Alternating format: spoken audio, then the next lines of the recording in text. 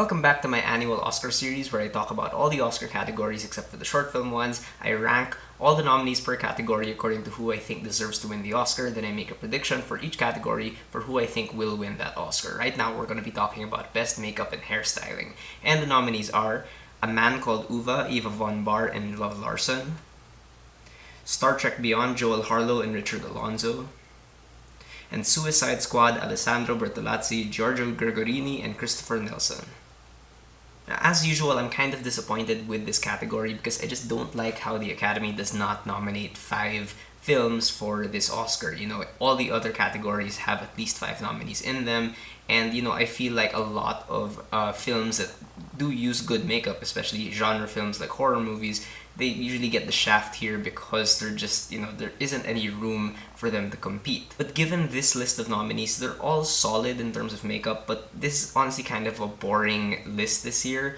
I'm kind of surprised there are no higher profile films here like Jackie or Florence Foster Jenkins, and I do think there's a very clear order to this list just when you look at it. So getting right to it, at third place I'm going to give it to A Man Called Uva in terms of who I think deserves to win the Oscar.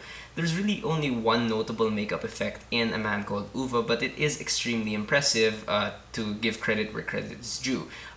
In fact, it's some of the best aging makeup I think I've ever seen in a movie because they put a lot of makeup on the lead actor's face to really make him look older, and it's not a huge leap in age, but it is extremely convincing. It's the kind of makeup work that helps enhance this actor's performance because he really just does kind of come off as more weathered. Unfortunately, I just think there's too little makeup in this movie to really impress me, to really kind of put this film higher up in the ranking, so that's why it's at number 3. Now at second place, I'm gonna give it to Suicide Squad, and first of all, I'm just really shocked that this movie was nominated in the first place, but you know, to give credit again where credit is due, this movie does feature some instantly memorable takes on Harley Quinn and the Joker played by Margot Robbie and Jared Leto respectively.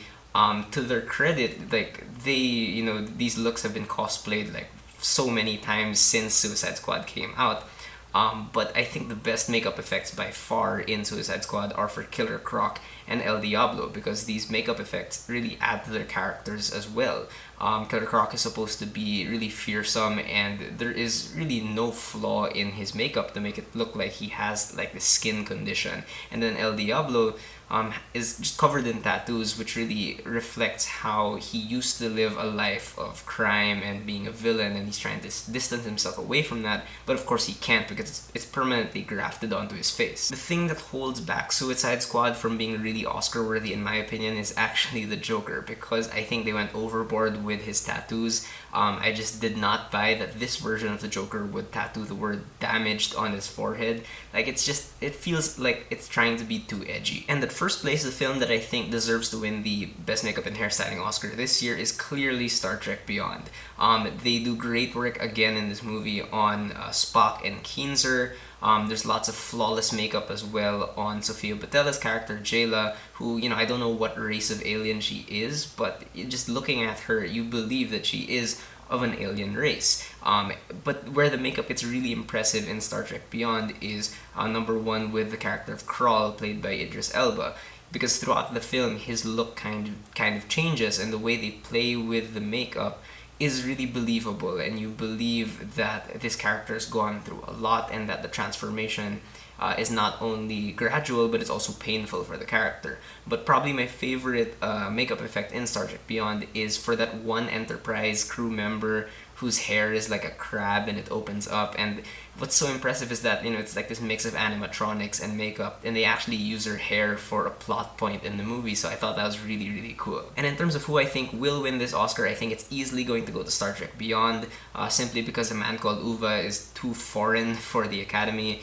Suicide Squad was not critically well received, so I feel like if the Academy gave this Oscar to Suicide Squad, it would reflect badly on their taste.